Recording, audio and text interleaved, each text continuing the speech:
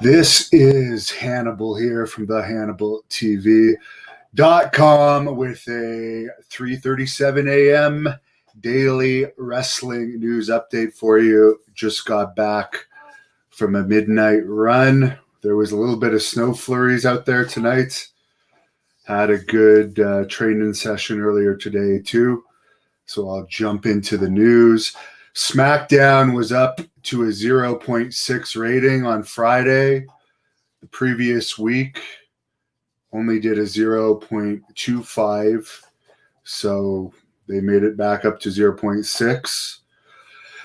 The Blood Hunter will be making his debut on a United Wrestling Network / NWA pay-per-view this coming December, managed by none other than the Taskmaster himself, Kevin Sullivan. Of course, the Blood Hunter will also be making his Florida debut at the Ocean Center in Daytona Beach, December the 19th, which you can find out more information at thehannibaltv.com. That's for the North American Wrestling Association.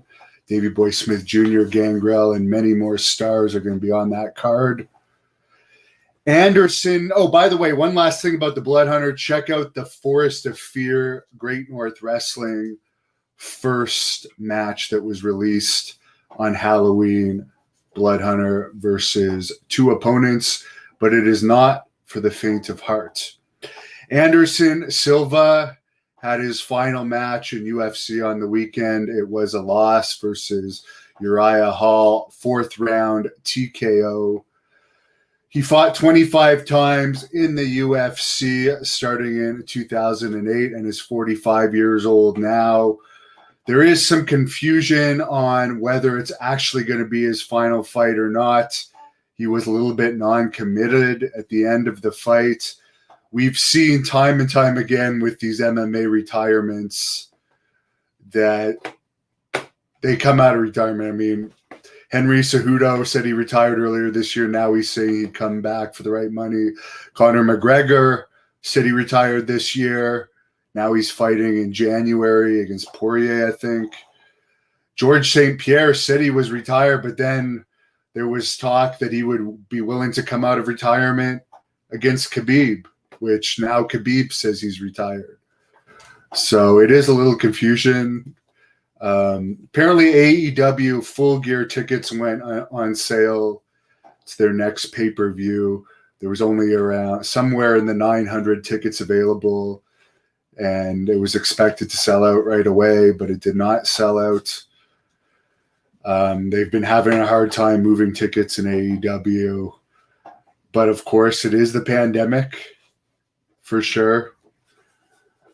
But obviously the newness is worn off. There's certain, like the Mike Tyson, Roy Jones Jr. fight, for instance, when that happens, if tickets are available, I'm sure they're all going to go right away. Everybody wants to see that. So the supply is more than the demand for now, but they'll probably be able to move the rest of them. I mean, it's only 900 and something tickets. WWE had a meeting on Friday regarding the situation with them asking their talent to shut down their Twitch accounts. As I said before, these people sign contracts. The lawyers have to look over the contracts before they sign them.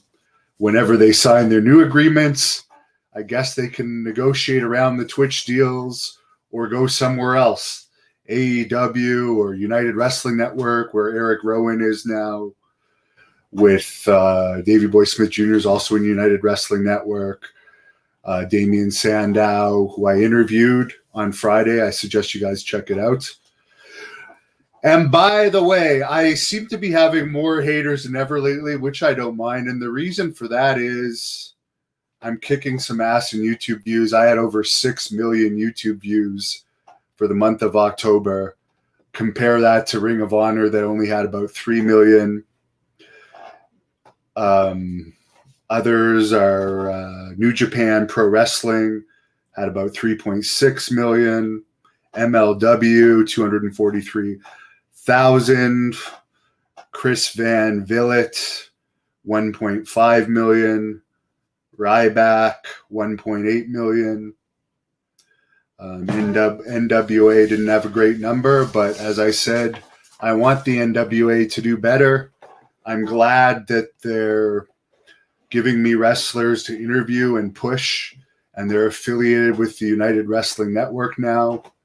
But I'm sure happy that I'm doing well. I really appreciate it. Michael Delatorre, did I keep the IWA Intercontinental title belt that I held? No, because they don't make like a million replicas.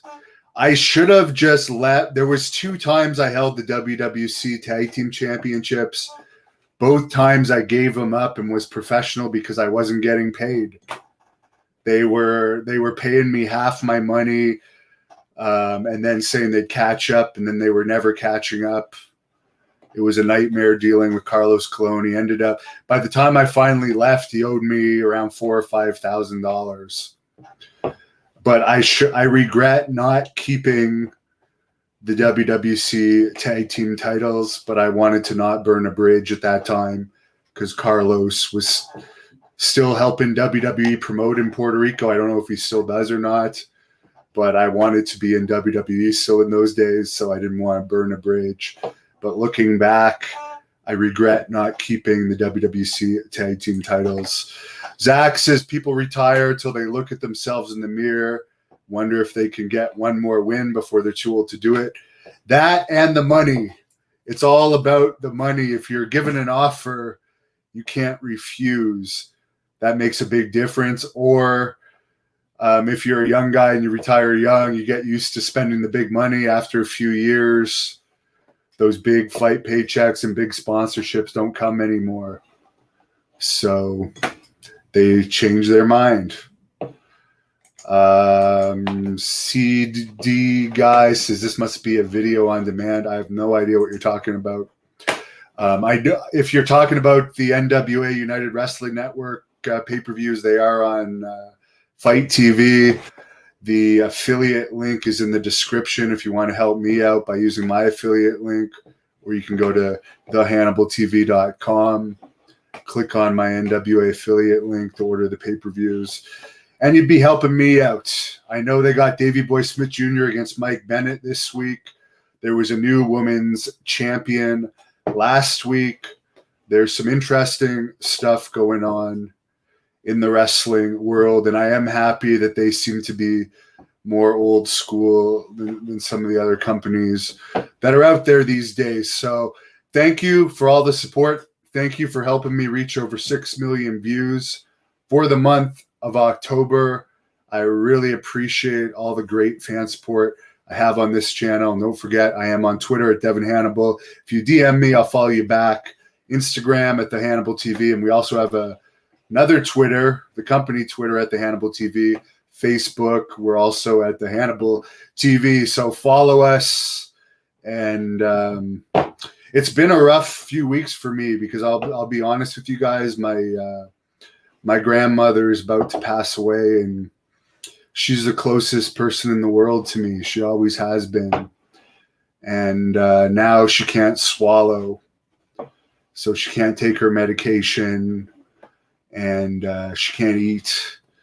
So they're basically just giving her morphine to help with the pain. So this will be the biggest loss I've ever gone through in my life because she's the closest person I've ever had in my life. So it's going to be a tough time for me, but it's motivation to train and stay focused and work, get better interviews. DDP's coming up soon. Bill Anderson, people like my first interview with him. I'm going to interview him again on Tuesday. Lots of good stuff coming up for this channel. I'm working on Bill Alfonso this month. Bunch of stuff. Eric Watts for the future. Ken Patira part 2. I do have someone working on the Iron Sheik for me. I don't know if that's going to come through or not, but I'm working on some big stuff. So have a great night. Thank you again.